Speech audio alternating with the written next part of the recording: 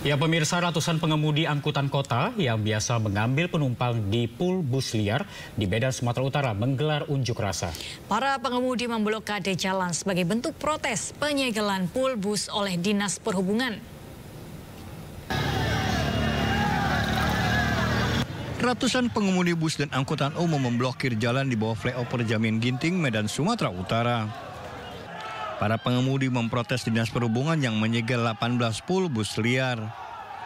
Sempat terjadi ketegangan petugas kepolisian dengan pengemudi bus yang meminta agar mereka bisa kembali beroperasi dan tetap diperbolehkan menaik turunkan penumpang di sepanjang jalan Jamin Ginting, Kota Medan. Berikanlah izin ataupun diperbolehkan kami tetap membuka pul atau loket di daerah Jamin Ginting dengan ketentuan. Kami tetap menjaga supaya arus lalu lintas lancar. Kami siap menyediakan tempat jalur armada itu, bus itu, kita masukkan ke dalam tanpa melewati badan jalan. Sebelum 18 pul bis liar disegel, petugas Dinas Perhubungan sudah memberikan surat peringatan. Kita sudah peringati dengan surat peringatan 1, 2, dan 3. Dan hari ini tadi kita sudah melakukan penyegelan. Jadi ada lebih kurang 18 perusahaan yang sudah kita segel tadi. Wali Kota Medan Bobi Nasution sebelumnya melakukan sidak di sepanjang jalan Jamin Ginting, Kota Medan. Dalam sidaknya, Bobi menemukan bus yang menggunakan badan jalan untuk operasional angkutannya hingga mengakibatkan kemacetan panjang. Dari Medan, Sumatera Utara, Ahmad Ridwan Nasution melaporkan. Ya, kebakaran menghanguskan 3 rumah warga di Mandailing Natal, Sumatera Utara. Diduga asal api akibat salah satu pemilik rumah membakar sampah di belakang rumahnya.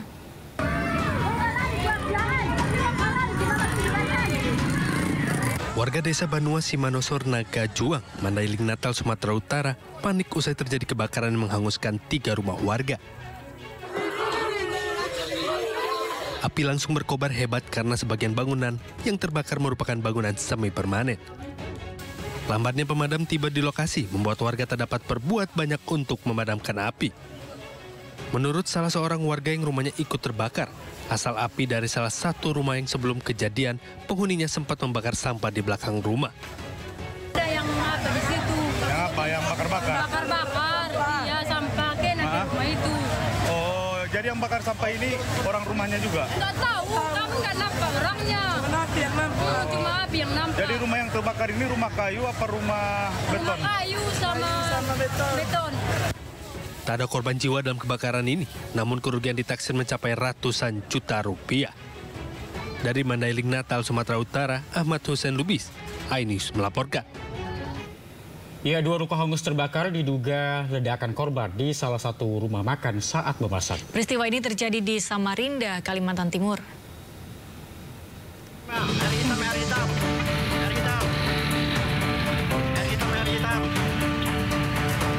Dua rumah toko hangus terbakar di Jalan Abdul Wahab, Syahrini, Samarinda, Kalimantan Timur.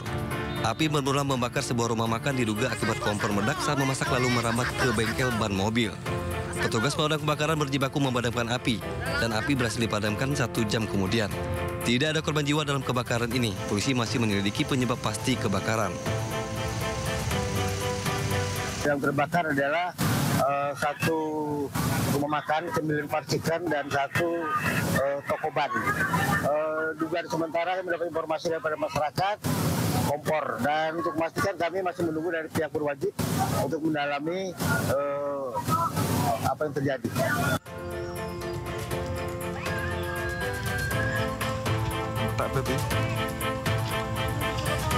Sementara itu, sebuah warung bensin eceran di Desa Padang, Kecamatan Terucuk, Bojonegoro, Jawa Timur, ludes terbakar Sabtu siang.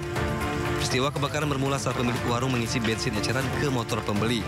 Namun bensin tumpah mengenai mesin motor dan kobaran api muncul hingga menyambar warung penjual bensin eceran. Api berhasil dipadamkan setelah 3 unit mobil damkar serta 10 personil dikerahkan ke lokasi untuk memadamkan api. Tidak ada korban jiwa dalam peristiwa ini, namun kerugian ditaksir mencapai sekitar 50 juta rupiah. Dari Samarinda dan Bojonegoro, Jawa Timur, Ari Wirya, Dedi Mahdi, iNews melaporkan. Ya, polisi menggerebek tempat perjudian sabung ayam di Kabupaten Jombang, Jawa Timur. Polisi mengamankan puluhan penjudi, berikut barang bukti berupa 29 unit motor milik pelaku dan 32 ekor ayam aduan. Penggerbekan judi sabung ayam di tambak beras.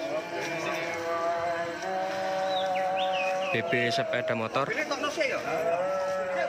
dipimpin Kapolsek Kota. Inilah video amatir yang merekam detik-detik pasca digerebeknya arena judi sabung ayam di Desa Tambakrejo, Kecamatan Jombang, Kabupaten Jombang, Jawa Timur, Jumat sore. Puluhan unit motor dan ayam aduan pun ditinggal kabur pemiliknya begitu saja.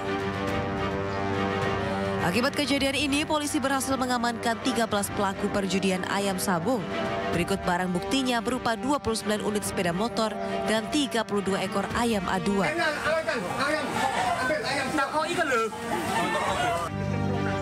Kompol Bambang Setiobudi, Kabak Ops Polres Jombang menjelaskan, penggerebekan arena judi sabung ayam ini dilakukan setelah adanya laporan dari masyarakat.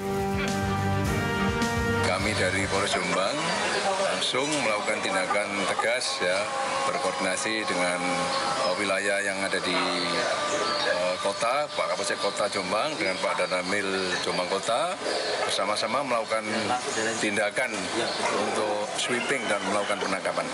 Yang diamankan ya? Alhamdulillah bisa mengamankan dari sepeda motornya berjumlah 29, untuk jago ini aduannya sejumlah 32, terus orang yang bisa kita amankan sementara 13.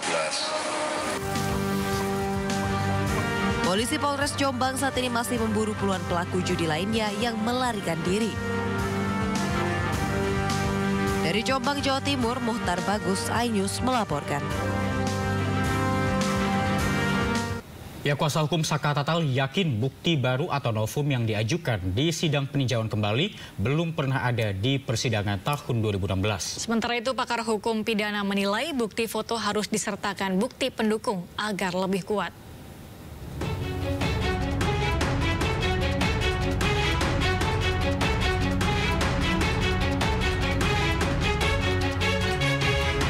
Tim kuasa hukum Saka Tatal tetap bersikukuh dan yakin bahwa bukti baru atau novum yang disampaikan dalam sidang peninjauan kembali adalah valid. Mereka mengklaim bukti foto itu belum pernah ada dalam persidangan tahun 2016 silam. Kuasa hukum juga yakin kematian Vina dan Eki bukan karena pembunuhan dan pemerkosaan, melainkan kecelakaan. Silahkan jaksa membuktikan apakah ada berkas kelima foto yang dijadikan novum di dalam persidangan Saka. Tidak pernah ada. Jangankan di sidang Saka, di sidang dewasa yang punya nomor perkara berbeda, tidak ada foto yang visualnya Vina dan bagian tubuh Vina bagian bawah dan bagian atas itu di dalam berkas 7 terpidana, apalagi di Saka. Jadi kalau misalnya foto yang bagian tubuh bawahnya Vina sudah ada di dalam berkas, jaksa meyakini ada pemerkosaan, hakim meyakini ada pemerkosaan, ya luar biasa. Karena bagian tubuh dalam novum yaitu benar-benar bagian tubuh yang mulus. Vina menggunakan celana dalam, mohon maaf, dan kelihatan dia menggunakan pembalut. Pakar hukum pidana Hipnu Nugroho menilai untuk mendapat kekuatan, setiap bukti foto harus disertakan dengan bukti pendukung lainnya.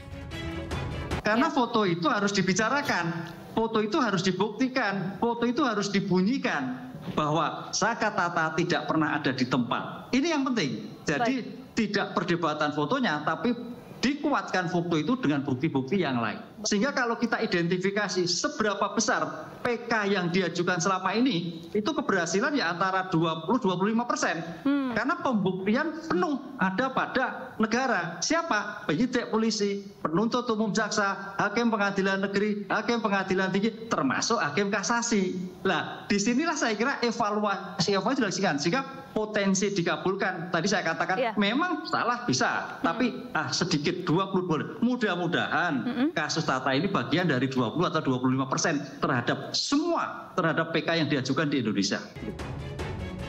Sebelumnya, pihak termohon yakni Kejaksaan menilai bukti foto yang dilampirkan Saka Tatal bukanlah novum atau bukti baru.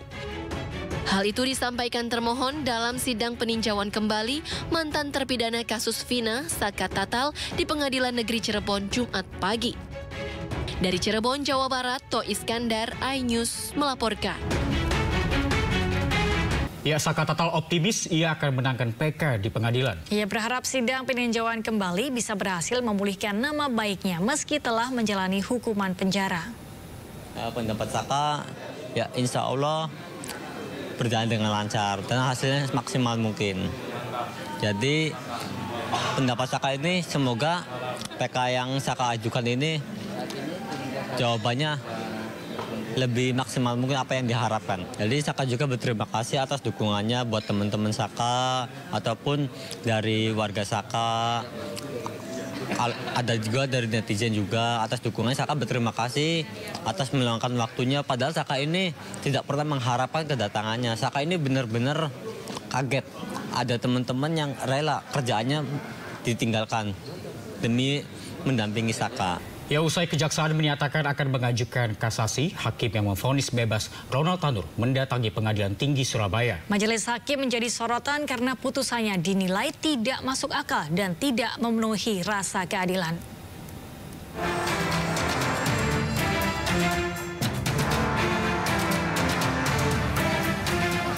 Di tengah sorotan publik, hakim yang memvonis bebas Gregorius Ronald Tanur, Erin Tuah Damanik, mendatangi Pengadilan Tinggi Surabaya, Jawa Timur, Jumat siang.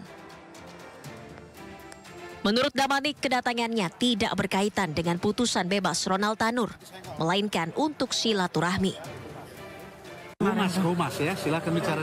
Kedatangan jenengan ke PT apa Pak? Dalam rangka apa Pak? Apa dipanggil PT atau terkait ini? Dalam rangka apa Pak? Ya namanya silaturahmi aja. Oh, silaturahmi ya Pak ya? Oh, ini karena PT itu teman saya satu angkatan. Pak, terkait putusan kemarin tuh gimana? Tanya ke Humas. Oke, siap. Buktinya sudah ada dalam pertimbangan itu semua. Sementara itu, Kejaksaan Negeri Surabaya akan mengajukan kasasi terhadap putusan Pengadilan Negeri Surabaya yang membebaskan Ronald Tanur. Menurut jaksa, pertimbangan hakim tidak masuk akal.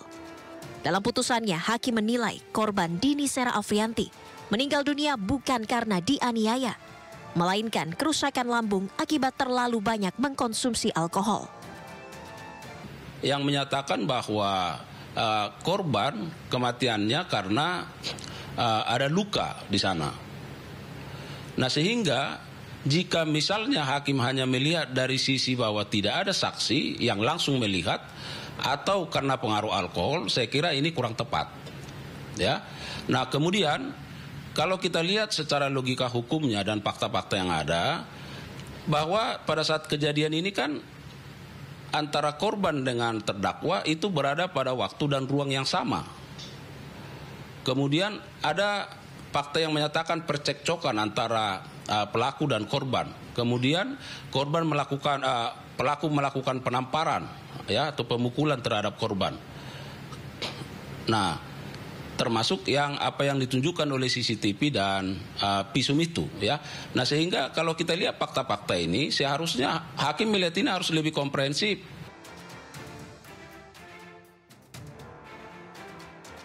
Dalam perkara ini jaksa menuntut Ronald Tanur 12 tahun penjara karena dinilai terbukti menganiaya kekasihnya Dini Sera Afrianti hingga tewas di sebuah tempat karaoke di Surabaya pada Oktober 2023 lalu. Ronald menganiaya korban dengan botol minuman keras, lalu melindas tubuh korban dengan mobil. Kasus ini menarik perhatian publik, terlebih Ronald Tanur merupakan anak dari mantan anggota DPR Edward Tanur. Tim Liputan iNews melaporkan. Anda masih bersama kami di Studio pemirsa. Kita menuju ke informasi dari Sulawesi. Seorang pria tidak dikenal nekat mencuri telepon genggam milik jemaah Masjid Al-Mukhlisin di kawasan Bandara Sultan Hasanuddin Makassar. Ya, sementara itu di Kabupaten Maros, Sulawesi Selatan, pelaku tega mengambil telepon genggam milik korban saat tengah tertidur pulas.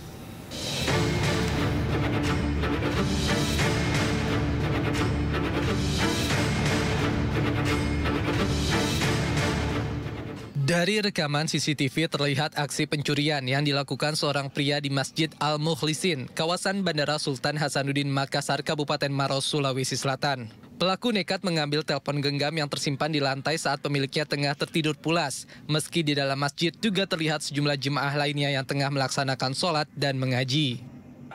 Aksi pencurian ini baru diketahui ketika melaporkan kejadian ini ke pihak masjid serta memeriksa rekaman CCTV yang mendapati pelaku seorang diri mencuri ponsel milik korban. Kita buka CCTV-nya, memang ada itu yang di sampingnya itu yang duduk itu yang pergi ambil itu. Kalau dilihat itu anak muda tuh. Kayaknya iya masih muda. Masih laki-laki, Pak. Laki-laki agak tinggi.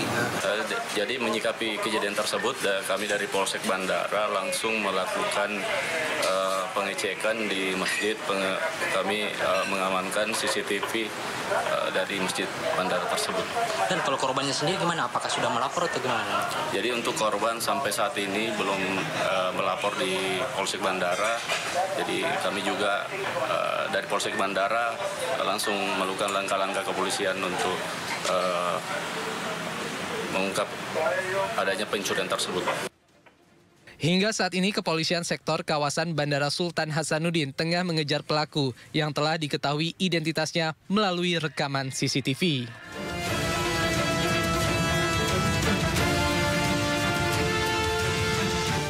Pemirsa, mantan Bupati Kota Waringin Barat, Kalimantan Tengah, Ujang Iskandar ditetapkan sebagai tersangka kasus korupsi dana penyertaan modal penjualan tiket pesawat.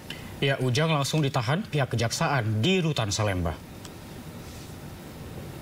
Ya, usai diperiksa penyidik mantan Bupati Kota Waringin Barat, Ujang Iskandar langsung ditetapkan sebagai tersangka.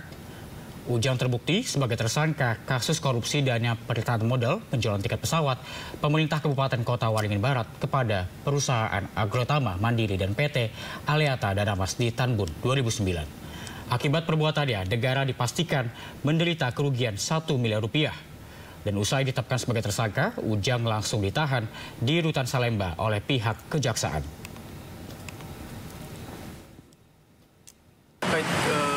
Kerugiannya ada nggak sih, Pak?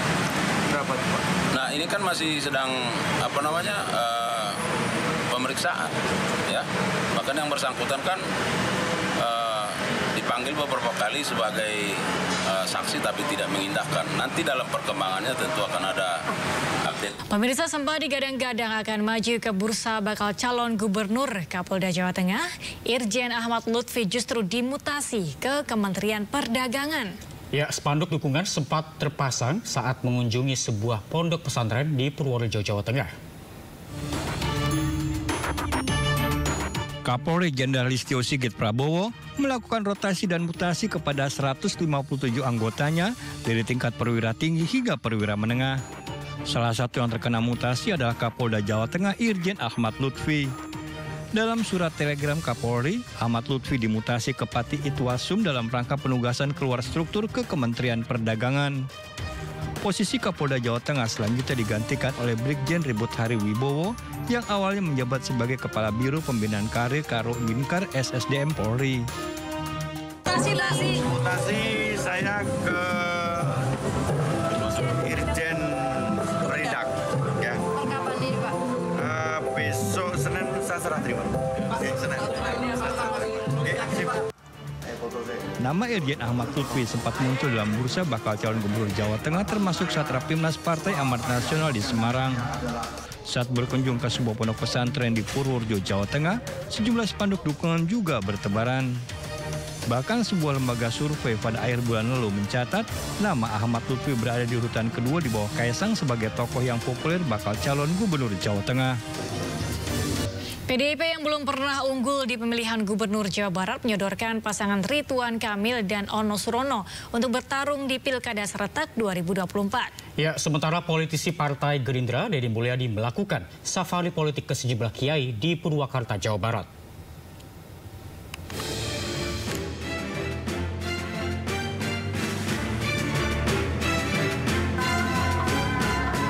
Ketua DPD PDIP Jawa Barat Ono Surono menghadiri sebuah acara masyarakat adat di Bandung, Jawa Barat. Pada kesempatan yang sama, tokoh nelayan Pantura ini menyatakan akan berkontestasi pada Pilkada Serentak 2024. Dengan melihat elektabilitas Ridwan Kamil yang tinggi, Ono Surono bersedia menjadi wakil bakal calon gubernur Jawa Barat. Namun niat politik Ono Surono masih menunggu restu dari Ketua Umum PDIP Megawati Soekarno Putri. Bolanya sudah di DPP Partai dan memang diskusi kami dengan DPP Partai mempunyai beberapa langkah, salah satunya mendalami terkait dengan paket Ridwan Kamil Ono Surono. Sementara politisi Partai Gerindra Deddy Mulyadi terus melakukan safari politik. Bersama tim pemenangannya, Deddy Mulyadi menemui sejumlah kiai di Pondok Pesantren Al-Muhajirin, Purwakarta, Jawa Barat. Selain silaturahmi, saat pertemuan juga dibahas perkembangan pendidikan keagamaan. Itu bukan urusan pilgub. Ke kiai itu satu urusan doa, yang kedua urusan pembicaraan mengenai perkembangan pendidikan keagamaan. Deddy Mulyadi masih menunggu instruksi dari Partai Gerindra untuk maju dalam kontestasi pemilihan gubernur Jawa Barat. Dari Purwakarta dan Bandung, Jawa Barat melaporkan.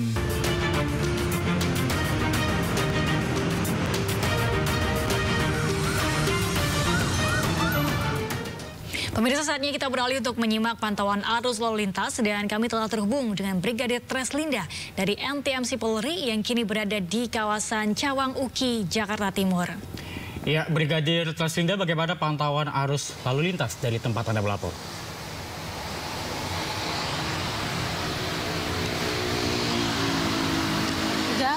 Dan juga Reza, selamat pagi. Dapat saya laporkan pada pagi hari ini arus lalu lintas dari arah Kramat Jati yang akan mengarah ke arah Pancoran maupun ke arah Kampung Melayu saat ini dalam keadaan ramai lancar, di mana dominasi kendaraan juga didominasi oleh kendaraan angkutan barang, juga roda 2 maupun kendaraan roda 4. Untuk itu kami harapkan Anda untuk selalu berhati-hati, tetap jaga jarak aman kendaraan Anda.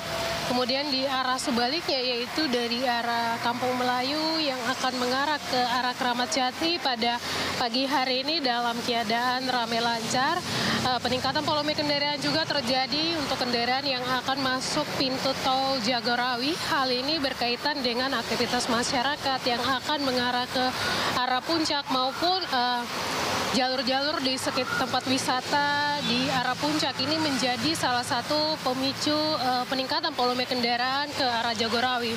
Kemudian di kawasan ini juga terdapat terminal Bayangan yang perlu jadi perhatian kita bersama, adanya aktivitas masyarakat yang akan naik dan turun pada angkutan umum ini. Kami harapkan Anda juga untuk berhati-hati serta memberi ruas jalan juga bagi pejalan kaki yang akan melintas di kawasan ini. Kemudian pemirsa, adapun data Iris MS Korlantas Polri selama 1x24 jam terjadi 111 laka lantas dengan rincian 5 meninggal dunia, 11 luka berat dan 65 luka ringan. Dari 111 kasus laka lantas tersebut, 58% terjadi pada waktu siang hari. Penyebab laka lantas mayoritas dikarenakan para pengendara memacu kendaraan dengan kecepatan tinggi dan angka kecelakaan terjadi di rentang waktu pukul 6 hingga pukul 9 pagi. Untuk itu, mengingat waktu aktivitas masyarakat ini sangat rentan terjadi kecelakaan lalu lintas, kami harapkan Anda untuk selalu berhati-hati, utamakan keselamatan dalam berkendara demi terciptanya lalu lintas yang aman dan juga lancar. Untuk mengupdate informasi-informasi seputar arus lalu lintas terkini, kami siap melayani Anda di 15169 atau melalui SMS center kami di 9119. Galuh dan juga Reza, kembali ke Anda, silakan. Ya, terima kasih Brigadir Treslinda melaporkan dari kawasan Cawang Uki. Selamat bertugas kembali dan salam presisi. Kita beralih ke informasi lain, pemirsa. Bareskrim Polri akan memanggil Kepala Badan Perlindungan Pekerja Migran Indonesia atau BP2MI Beni Ramdhani untuk dimintai keterangan sebagai saksi soal sosok T. Ya, sebelumnya Beni pernah mengatakan sosok T merupakan pengendali judi online Indonesia.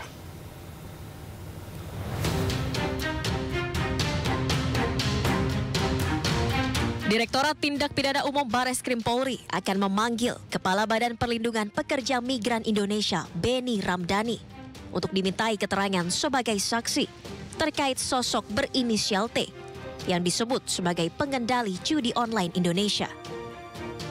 Dalam pengakuannya, sosok inisial T sebagai pengendali judi online mengagetkan banyak pihak. mulai dari Presiden Joko Widodo serta Kapolri, Jenderal Listio Sigit Prabowo. Pemanggilan Benny Ramdhani dijadwalkan pada Senin 29 Juli mendatang. Mendasari surat penyelidikan, maka tentunya ada dasarnya. Dasarnya surat penyelidikan adalah laporan informasi.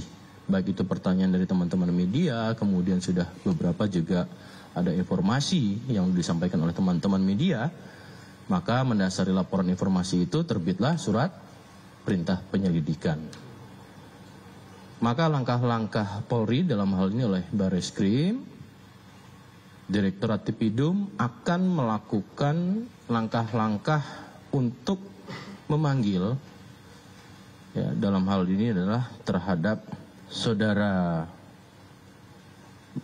Benny Ramdhani yang akan dilakukan proses pemanggilan untuk klarifikasi dan mendalami informasi yang didapat tersebut pada tanggal 29 Juli 2024.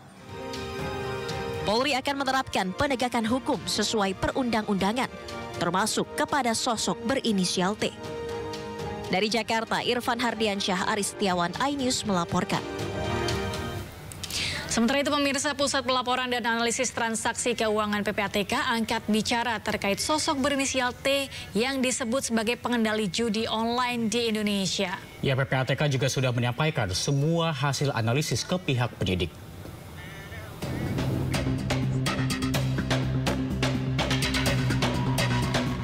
Ketua Pusat Pelaporan dan Analisis Transaksi Keuangan PPATK Ipan Yustia Pandana angkat bicara terkait sosok berinisial T yang disebut sebagai pengendali judi online di Indonesia. Terkait dengan inisial T, PPATK sudah menyampaikan semua hasil analisis ke pihak penyidik terkait kasus judi online di Indonesia. Namun pihaknya menyebut hal tersebut tidak termasuk dalam konteks terkait dengan adanya pelanggaran hukum. Kami menemukan memang luar biasa banyak ya transaksi yang terkait dengan anak-anak yang melakukan judi online. Itu bisa by concern atau memang keinginan dia sendiri. Tadi disampaikan itu bisa terkoneksi dengan yang namanya game online, atau memang tujuannya data anak itu dipergunakan dengan menggunakan rekening QQ dan segala macam untuk kepentingan judi online. Selain itu, Ivan juga meminta kepada awak media untuk mengkonfirmasi ulang kepada Kepala BP2MI, Benny Ramdhani terkait pernyataan sosok T. Dari Jakarta, Anggita Maura, Jaka Samsa, iNews melaporkan.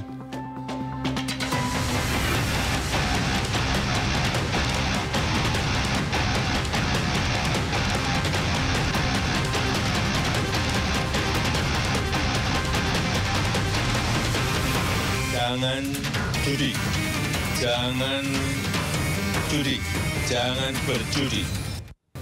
Ya pemirsa, pameran Flora dan Fauna atau Flona 2024 kembali digelar di Lapangan Banteng, Jakarta Pusat. Beragam tanaman hias hingga satwa dipamerkan dalam festival rutin tahunan kali ini. Pameran Flora dan Fauna atau Flona 2024 kembali hadir digelar di Lapangan Banteng, Jakarta Pusat. Beragam satwa seperti kura-kura, burung hantu, hingga ular turut dipamerkan dalam festival tahunan kali ini. Tak hanya itu, tanaman hias seperti aglonema, kaktus, hingga bonsai juga tak luput dari incaran menghiasi keindahan rumah. Selain menjadi tempat rekreasi, festival pameran yang buka hingga 25 Agustus nanti juga bisa menjadi pilihan tempat edukasi anak untuk mengenal dan mencintai satwa serta tumbuhan.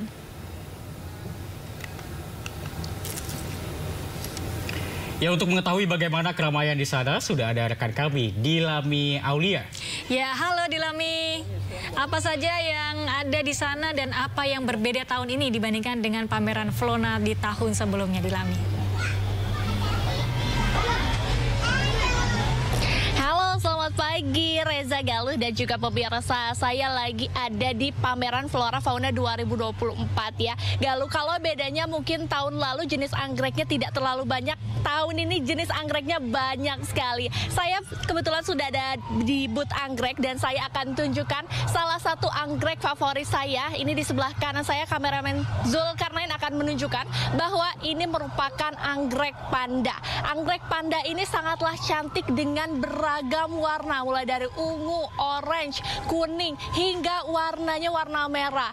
Galuh, Reza dan juga pemirsa, anggrek panda ini memiliki keunggulan, yakni dia bisa ditanam tanpa media tanam. Dia bisa digantung di mana saja, baik itu di rumah, di apartemen, sehingga bagi kita kaum mager, malas gerak gitu ya, ini jadi solusi utama. Dan harganya juga sangatlah terjangkau, mulai dari harga 200 hingga 700 ribu rupiah. Selain anggrek panda, di sini juga ada anggrek bulan yang tidak kalah cantiknya begitu ya.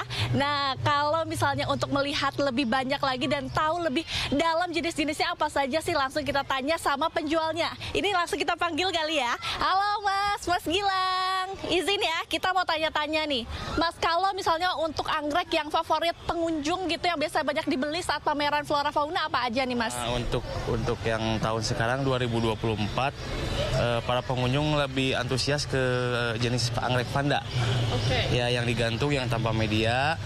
Jadi mereka mungkin ngelihatnya aneh ya karena nggak ada medianya, karena warnanya juga macam-macam juga gitu. Oke, kemudian di pameran flora fauna ini ada berapa jenis anggrek yang disajikan begitu? Kalau di tempat kita sih memang sentra anggrek ya, karena beberapa jenis anggrek tuh ada dari vanda, ada cattleya seperti ini, ada anggrek bulan, ada oncidium, sama lain-lain lah, masih banyak lagi jenisnya. Oke, kalau yang paling murah begitu anggrek yang jenis varian apa sih Mas? Varian dendrobium biasanya itu yang merakyat ya, yang harganya terjangkau, yang harga sekitaran 75 sampai ya 65, 75 gitu lah. Oke, kalau cara perawatan anggrek selain anggrek panda, yang paling susah apa sih Mas anggrek? Kalau biasanya sih dari konsumen yang keluhan di anggrek bulan sih biasanya yang agak susah katanya. Mungkin karena cara perawatannya memang agak beda ya. Kalau anggrek bulan ya, dia kan nggak mau terlalu banyak air juga. Jadi mungkin kebanyakan air bisa busuk atau gimana gitu.